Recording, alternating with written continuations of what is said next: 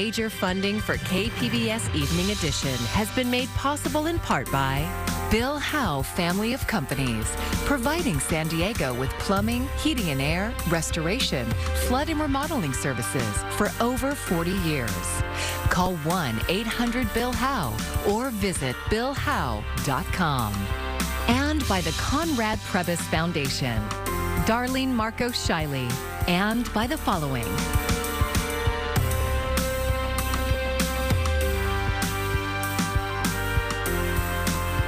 And by viewers like you. Thank you. Help is on the way for middle-income residents of San Diego County looking for an affordable place to live. Thanks for joining us. I'm Maya Trabulsi. These are people who make too much for government assistance but don't make enough to afford the extremely high cost of housing.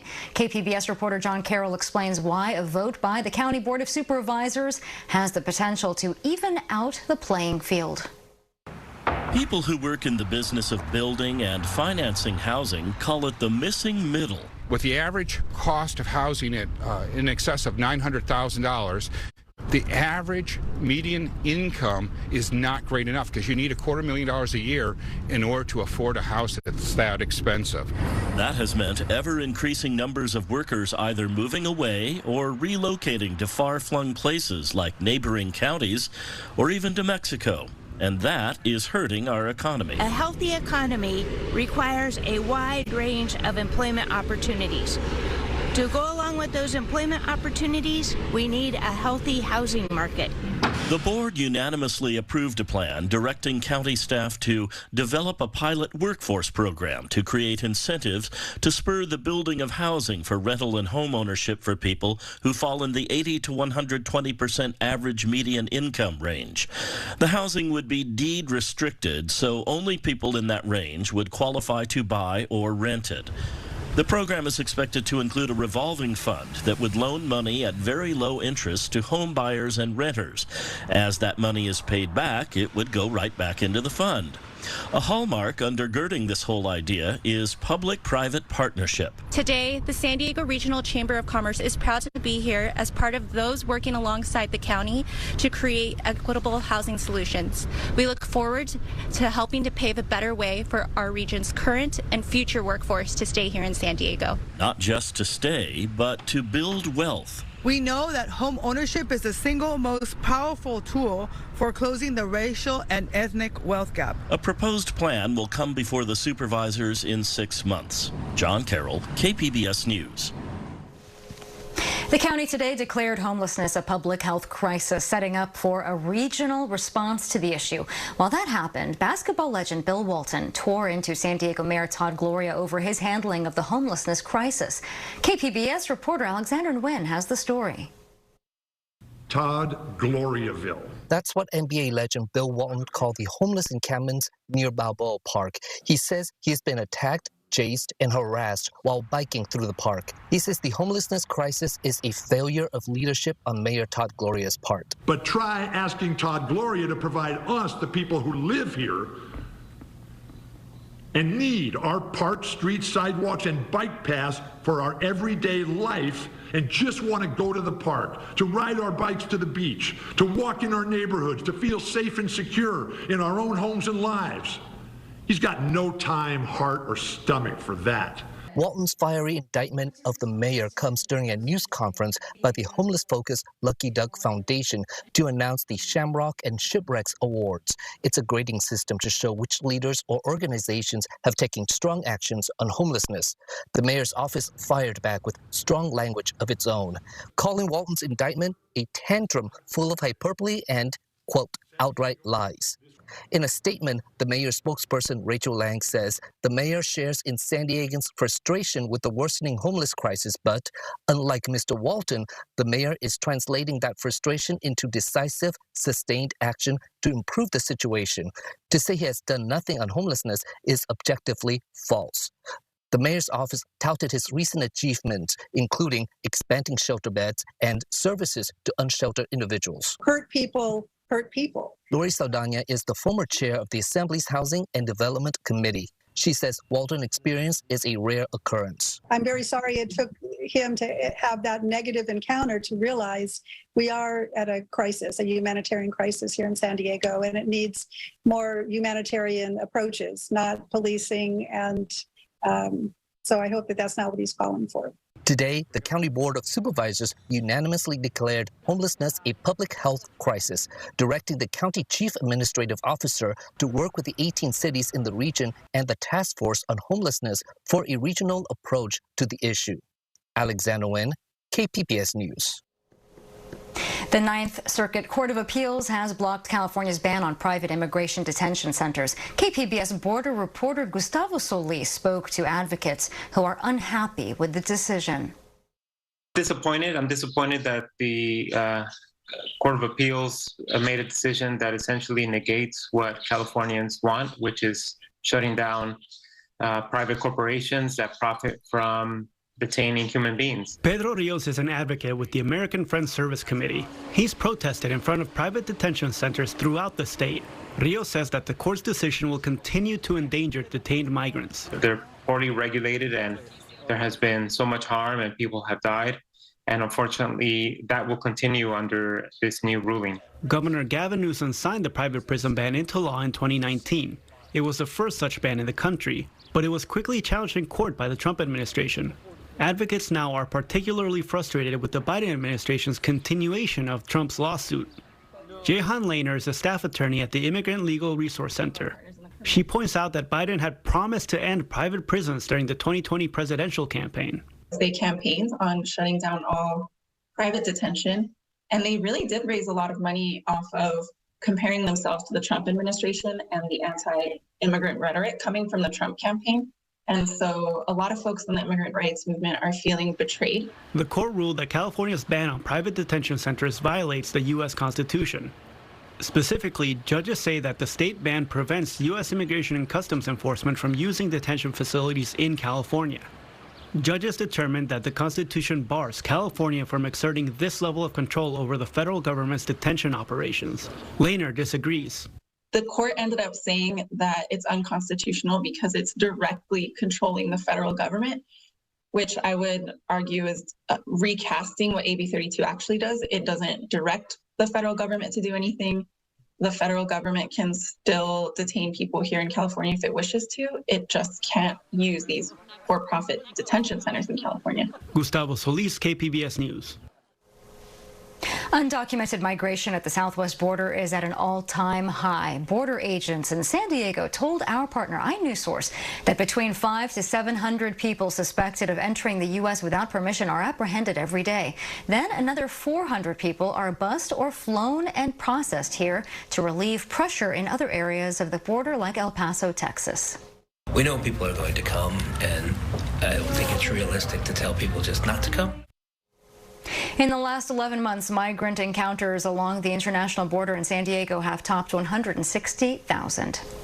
The former military contractor who orchestrated the largest corruption scandal in U.S. Navy history is seeking asylum in Venezuela. That's according to a source close to the Venezuelan government. Leonard Francis, known as Fat Leonard, was arrested in the South American country last week at the request of U.S. Marshals. Venezuelan law enforcement says he was attempting to travel to Russia. The U.S. government is currently seeking to extradite him. Francis escaped house arrest in San Diego earlier this month. He was just 3 weeks away from being sentenced after pleading guilty to fraud and bribery in 2015. New protections for people who need abortion care and birth control are now law in California. Today, Governor Gavin Newsom signed bills to protect people from legal retaliation, keep medical records private, and access to contraception. At the same time, a Temecula City Council member is proposing a ban on abortion. Here's KPBS reporter Kitty Alvarado. Temecula is drawing a lot of attention this week, not for its picturesque old town or wine country, but for a proposal made by council member Jessica Alexander at a meeting earlier this month. Let us be the first city in California to make a stand. Let's mark our city as a sanctuary city for Temecula's unborn. Alexander's statement was made as a possible item for a future city council agenda. And tonight, the Temecula Council will only consider whether to put that proposal on its docket. Still, the matter caught the eye of California's Attorney General Rob Bonta, who sent the city council a warning letter Friday, making it clear that, quote, any attempt by the city of Temecula to limit an individual's ability to exercise their right to reproductive choice and bodily autonomy would be a violation of state law. It ended by saying his office would not hesitate to take legal action. We reached out to Bonta for an interview. His office politely declined, but sent a copy of the letter, adding they would let the letter speak for itself. Just because something is a law does not make it right. We also reached out to Alexander and other city officials. We only heard back from an assistant to the city manager, who sent us an email saying this is simply a resolution proposed for a future date, and council members could choose to take several courses of action, including place it on the agenda for a vote in the future or do nothing at all. Abortion doesn't just destroy the life of a child. It can, and most of the time, does destroy in some way the woman and or the man that has had one. Alexander's proposal drew silence from her fellow council members that night. We will monitor the meeting to see what they decide tonight. Kitty Alvarado, KPBS News. Access to abortions is becoming increasingly limited following the overturning of Roe v. Wade. Coming up, the consequences of a near total ban on the procedure in Arizona. California continues to lead the way in animal welfare. Today, Governor Gavin Newsom signed the State Bill 879, known as the PET Act. It will end unnecessary toxicological testing on dogs and cats in the state, sponsored by the Humane Society of the United States and authored by Democratic State Senator Scott Wiener. The law would prohibit testing for pesticides and other products that do not advance research for human products. Senator Wiener says it is a similar bill to one that failed last year because of opposition from pharmaceutical companies. We decided, let's just do a first step on consumer products, which is very significant. Let's just get that banned and end that really horrific testing on dogs and cats. And then later we can deal with pharmaceutical, rather than have the pharmaceutical opposition drag the whole thing down, which is what happened last year. The bill exempts tests for products meant for dogs and cats, as well as federally required testing. New research out of San Diego finds that certain types of air pollution can have significant climate-related impacts depending where that pollution is emitted. KPBS environment reporter Eric Anderson says it's the first study to link aerosol pollution and climate-related outcomes. Aerosols are tiny particles of material like soot from wildfires or droplets of water from smokestacks or tailpipes. UC San Diego's Jennifer Burney and University of Texas researcher Geeta Prasad are lead authors. Their findings show that aerosols can hurt human health and increase the impact of greenhouse gas emissions. It is not surprising to see that they have a big impact on societal damages compared to carbon dioxide. What was surprising to me was how different those societal damages are depending on who emits the aerosol. Prasad said factoring in the source of aerosols also had varying public health impacts. The total number of infant deaths that we get from a given amount of aerosol emissions, say coming from India, is about 100 times more than emitting that same amount of aerosol from the U.S. Co-author Jennifer Burney says aerosol pollution can hurt human health, and policymakers should be paying attention. Aerosols that are co-emitted with carbon dioxide, with greenhouse gases, have all sorts of additional negative effects globally. And so we should probably be keeping track of that as well. Burney says public policy officials might want to change how they view particle pollution, a debate that's currently underway at the Environmental Protection Agency. The big fight in the U.S., right, is like, can the EPA think of air pollution and climate change and greenhouse gases, holistically? Are we gonna let the EPA do that? This has been the policy fight. The findings are published in the current edition of the journal Science Advances. Eric Anderson, KPBS News. The Biden administration's plan to forgive student loans is estimated to cost $400 billion over 30 years. That's according to a new report from the Congressional Budget Office. The plan forgives up to $10,000 in federal student loans for people who earn less than $125,000. People who received Pell Grants are eligible for up to $20,000 in debt forgiveness. The Department of Education plans to release applications for the program next month. As inflation continues to impact family budgets across the country, the White House is looking to bring clarity to the cost of air travel and eliminate hidden fees. President Joe Biden announced new rules to require airlines and travel sites to be more transparent about the fees that they charge. Mike Valerio explains what that means for consumers. After a messy summer at the airports, there's a better than 50% odd that there's some kind of delay going to affect me almost on a weekly basis. The White House is cracking down on airlines. They cancel on you, and you have to pay a fee to rebook. Come on, man. In the third meeting of the White House Competition Council, President Joe Biden announced new rules requiring airlines and travel sites to be more transparent. No more hiding the price that you're paying. Under the Department of Transportation's proposed new plan, airlines would have to disclose upfront any fees charged to sit with your child for changing or canceling your flight and for checked or carry-on baggage.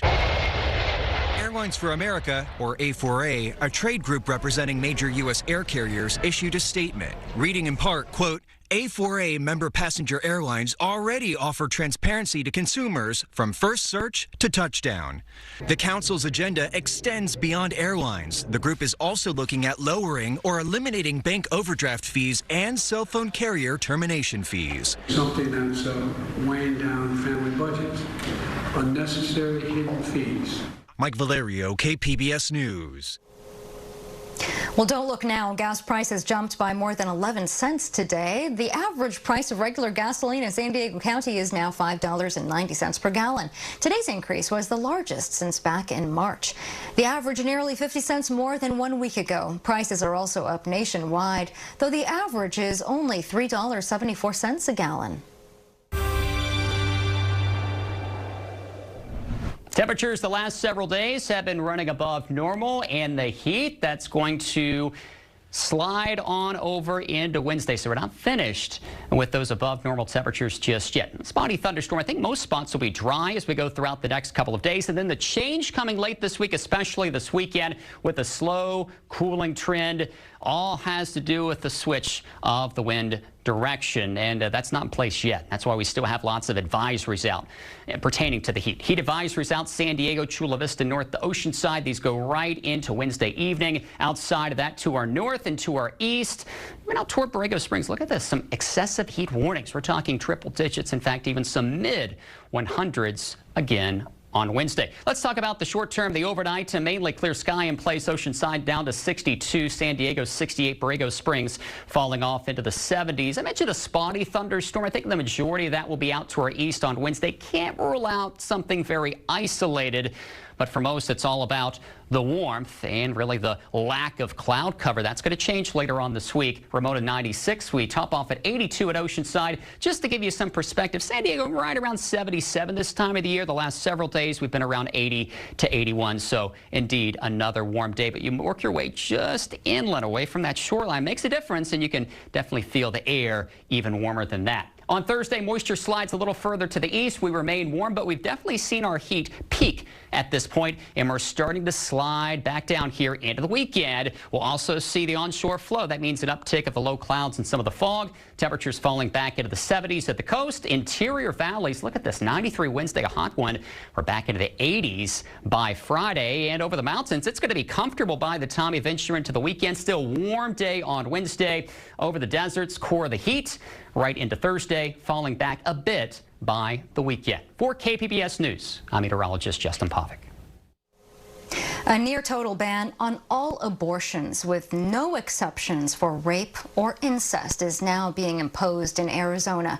It comes after a judge ruled that a 1901 ban must be enforced. Kyung La got rare access to an abortion clinic in Tucson and spoke with one of the last women to receive a safe and legal abortion there.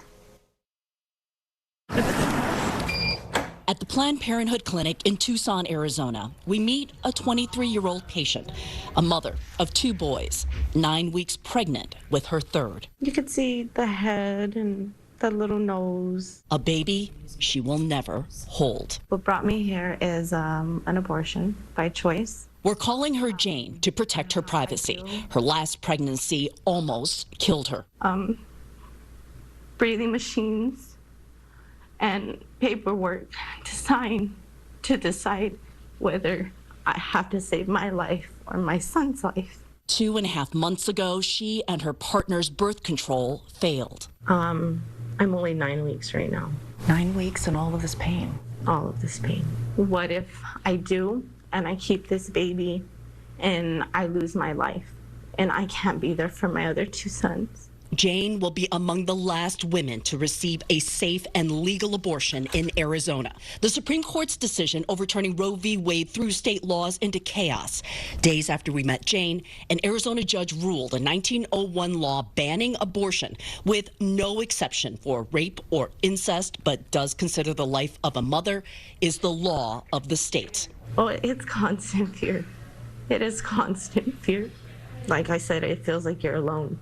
Like you're being given only one option by a man who doesn't know half of the struggles that us women go through, or the women that want to have babies and can't, or the traumas that we've experienced through our life.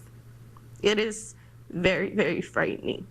The doctor in this clinic is Jill Gibson, Planned Parenthood Arizona's medical director. To have politicians who have never had any formal medical training, for them to come into that exam room and make these decisions for which they have no basis is completely unacceptable. We met Gibson at the only fully functioning Planned Parenthood clinic in Tucson. Under the now existing pre-statehood law, if she performs abortions that don't fall under the state's strict guidelines, she faces prosecution and up to 5 years in prison. At another clinic in nearby Phoenix, what's happening here now? Nothing. The silence that's present here now is really deafening. Why is it so silent? There's really a lot of fear about what is legal and what's not legal around the provision of abortion in our state.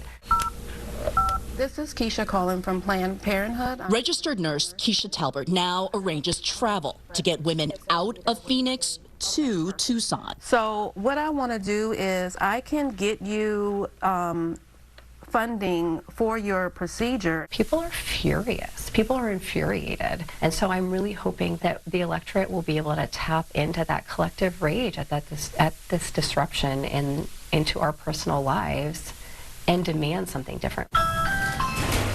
Good afternoon. Activists hope that rage exists outside the clinics and will translate at the polls in November, especially among women. She's been unwavering, really, in her support for abortion rights and access. I knew that the woman was a Republican. A registered Republican. Registered Republican. Who says she will cross party lines to vote for candidates who support abortion rights. What does that tell you about Arizona, and especially women?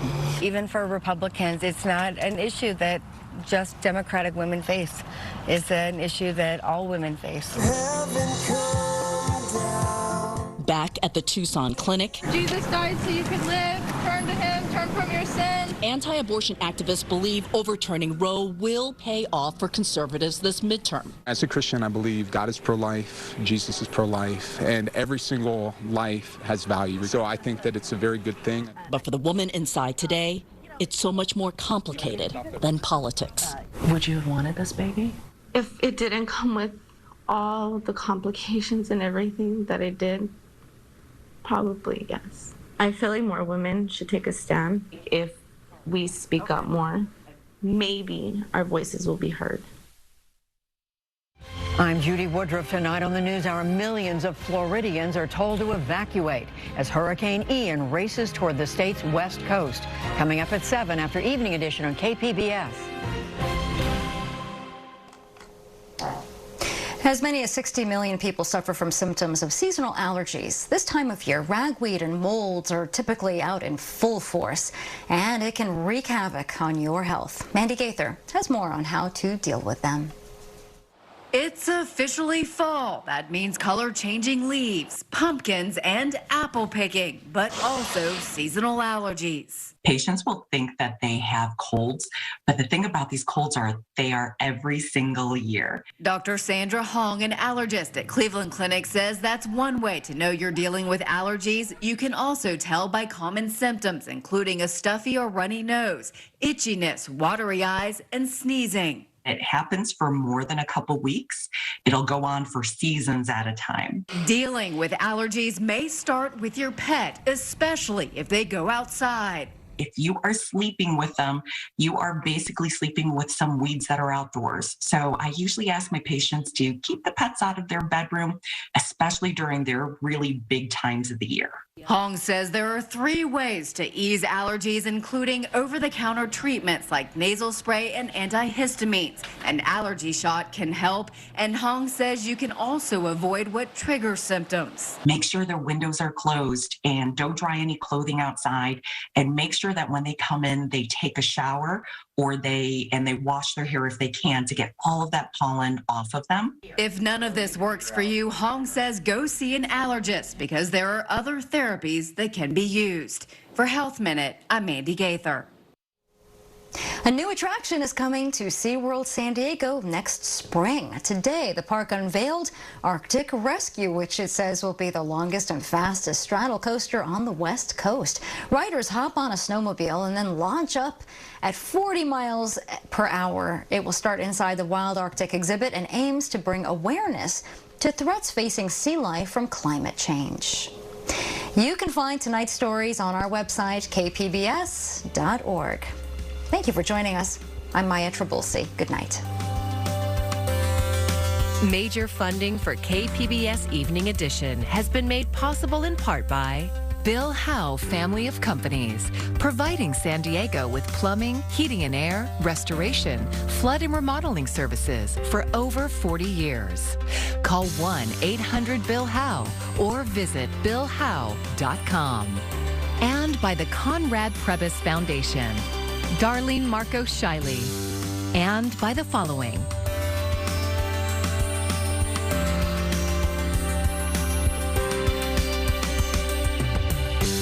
And by viewers like you. Thank you.